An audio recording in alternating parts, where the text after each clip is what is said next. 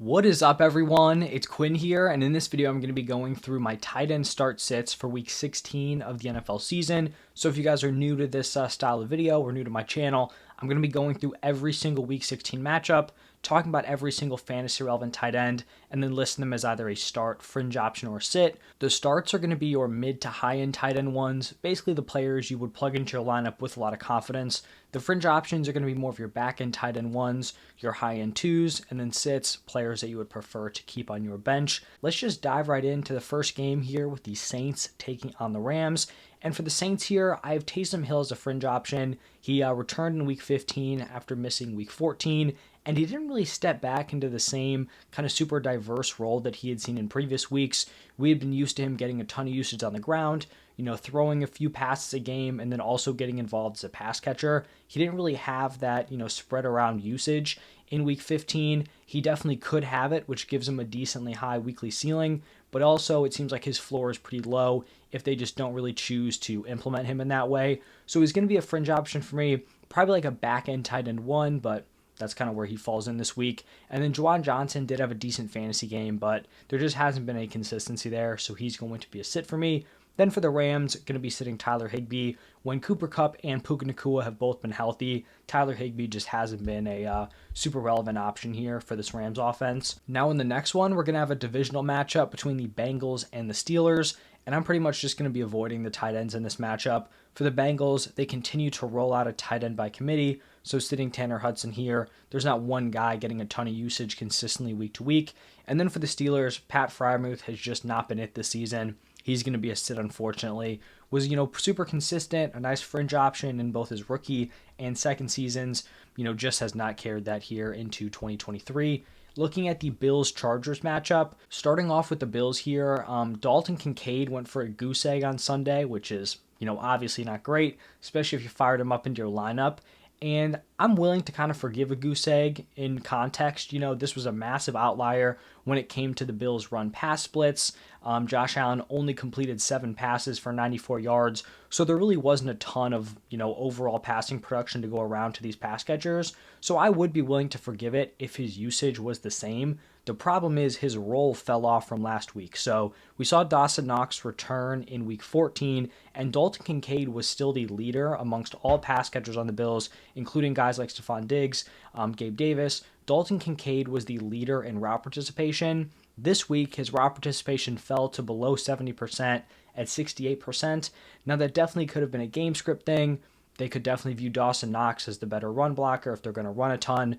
Then it would make sense why Kincaid's usage kind of fell off. The problem with that is if I'm starting a tight end with confidence, I don't want their role to be in jeopardy based on the game script, especially now that the Bills have, opened up this run game. It's something they could go to more and more often. If that's going to limit Dalton Kincaid's routes, then I don't think I can fire him up as like a mid-tier tight end one. So he's going to be a fringe option for me, probably still a back-end tight end one, but I definitely don't feel as great about him as I did prior to the Week 15 game. And then going to be sitting Dawson Knox. His routes, his snaps were definitely better, but still not fantasy relevant. Then looking at the Chargers here with Gerald Everett, he's actually been a pretty solid fantasy tight end over the past 4 games. He has 8 or more PPR points in all 4 of those, and he actually has 8 targets in back-to-back games. It definitely seems like Donald Parham getting injured and leaving early in week 14 and then missing week 15 has kind of led to a larger role and specifically a larger route participation for Gerald Everett. He's getting more involved as a pass catcher. The tough thing here, though, just looking at this Chargers offense, no Justin Herbert, not a great matchup here against the Bills. I have a really tough time actually playing Everett with any confidence. Like, if you're super desperate on waivers, I get it. Especially if Keenan Allen's back, I think he's going to be commanding a lot of those targets. So I definitely prefer to not play Gerald Everett, but I understand some people could be really desperate. And if like the waiver wire is just completely picked clean, then Everett could be someone you end up plugging in, if you really, really need it. But he is still going to be a sit for me this week. And if Donald Parham is back this week, then he will definitely be a locked-in sit. In the next one, we're going to have the Colts taking on the Falcons. This Colts tight end room just has not been relevant all season long. Going to be sitting Mo Alley-Cox. And then for the Falcons here, I have Kyle Pitts as a fringe option. His usage was solid in week 15. He was coming off week 14 where his usage was very impressive. It just wasn't a game. They scored 7 points. The conditions were bad. It wasn't going to be a game for these pass catchers to thrive. So Pitts is going to be a fringe option for me, probably like a high-end tight end 2. And then for Jonnu Smith, I actually believe he was the Falcons' leading receiver in terms of receiving yards, but he's just not getting the consistent routes week to week, so he will be a sit for me here in Week 16. Looking at the Packers taking on the Panthers. For the Packers, I feel like Tucker Kraft is in that tier of guys where if you're super desperate, you need a tight end off of waivers, he could be that guy. But in the grand scheme of things, I'm not trying to start Tucker Kraft in my lineup if I don't have to.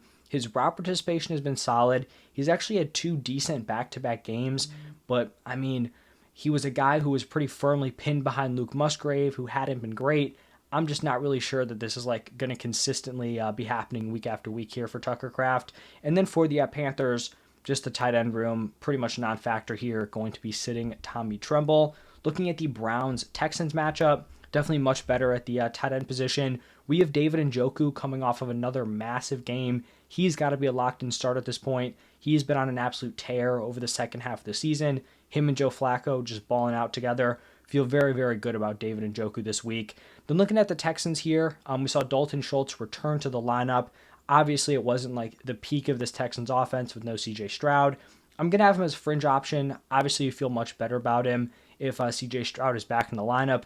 And I would imagine that Stroud should be good to go. He already missed the week with a concussion. Most guys would return there in the second if they didn't get back in the first week. So that's the upside here for Dalton Schultz if CJ Stroud can get back. Even if Nico Collins returns also, I'm not super concerned. We saw Dalton Schultz put up some solid production, even with target competition. Guys like Nico Collins and Tank Dell earlier on in the season. In the next matchup, probably the best tight end matchup we have here, the Lions taking on the Vikings. Sam Laporta coming off of a massive 3-touchdown game. You have to fire him up with a lot of confidence, which is pretty much what you've been doing all season long. And then for the Vikings, TJ Hawkinson is still going to command volume. I still like him as a nice tight end 1 option here against the Lions.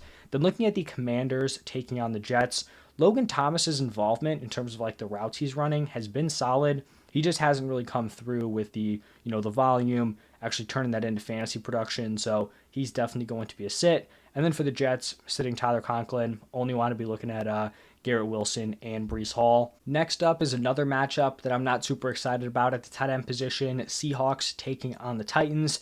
The Seahawks are throwing out a ton of tight ends week to week, so definitely going to be sitting Noah Fant. And then for the Titans, Chigo Okonkwo has shown some life over the last few weeks, but the floor is still very low, and there's just not enough of a ceiling to rationalize me wanting to play him in fantasy. In the next matchup, we're going to have the Jaguars taking on the Buccaneers. For the Jaguars here, we had Evan Ingram coming off of huge back-to-back games, comes into Week 15, doesn't do, completely terrible. It's not a goose egg, but it definitely wasn't what we saw in the previous 2 weeks. This Jaguars offense as a whole struggled. You have Trevor Lawrence in concussion protocol. Zay Jones now dealing with, I think, a hamstring injury. So just not a great look right now for this Jaguars offense. I think it's too early to kind of really figure out where Evan Ingram is going to fall in, amongst all these other tight ends. But I still think he's a fine start option this week. He's more of like probably that tight end 5, tight end 6 territory with Trevor Lawrence.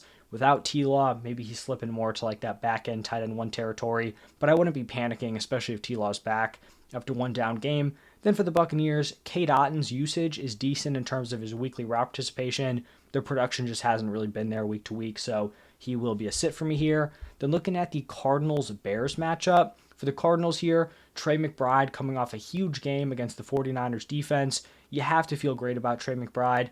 I think there's a legit shot that Trey McBride is going to be approaching like 3rd round ADP, heading into the 2024 season. He has had a serious breakout paired with Kyler Murray. I think people are really going to like Trey McBride heading into next season, but he's going to be a nice high-end tight end 1 most likely rest of season. And then for the Bears here, Cole Kmet with a decent game in Week 15. I talked about this is kind of just where he settles in as like a back-end tight end 1 with what we've seen with him paired with Justin Fields.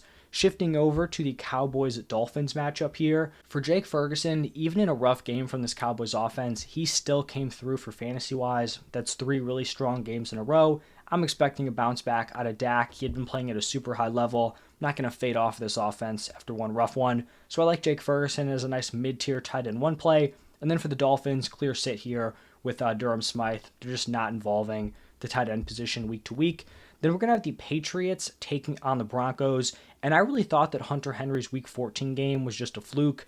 Wasn't a ton of volume, caught 2 touchdowns. Didn't think we'd want to rely on that week to week. Hunter Henry then goes out in Week 15, another big game.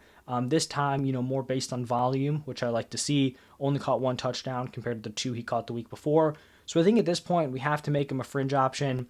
I'm still not going to make him a locked-in start because we saw this early on in the season. He had 2 really nice games and then just completely fell off the face of the earth. So I think he's a fine, probably high-end tight end 2. Him and Bailey Zappi clearly have some sort of chemistry, so he'll be a fringe option for me. And then for the Broncos, they really just have not been able to get the tight end position rolling. Greg Dulcich hasn't been able to stay healthy. He may be able to return off of IR here in Week 16, but I definitely wouldn't want to just fire him into my lineup right away here in the fantasy playoffs. Next is going to be the Raiders taking on the Chiefs.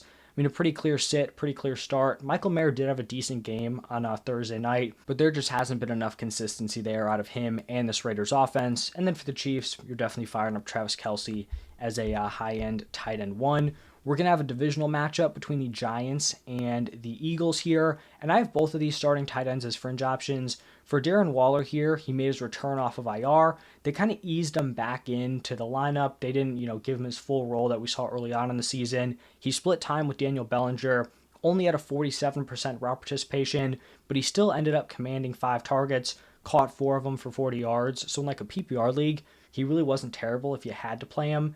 I'd expect him to build on that usage here in Week 16, and I think he's probably going to be a high-end tight end 2 play. You don't feel great about it, but if you stashed him and you weren't able to find a decent replacement, I do think he's playable here against the Eagles.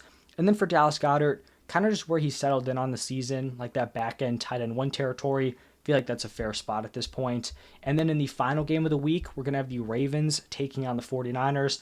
That's a huge matchup right there, and I like the tight ends on both sides. Isaiah Likely just continues to produce in the games without Mark Andrews. I believe that's 3 straight solid ones here in the 2023 season. Had a few last season also. So I like Isaiah Likely as a nice start. And then for the 49ers here, you just keep firing up George Kittle. This 49ers offense is rolling, and Kittle's put together some nice performances. And that's going to wrap it up for the Week 16 tight end matchups. Hopefully you guys feel confident about the guys you're playing, or maybe you have a decent fringe option. If you enjoyed the video, hit that like button, subscribe to the channel. Thank you all for stopping by, and I will see you in the next one.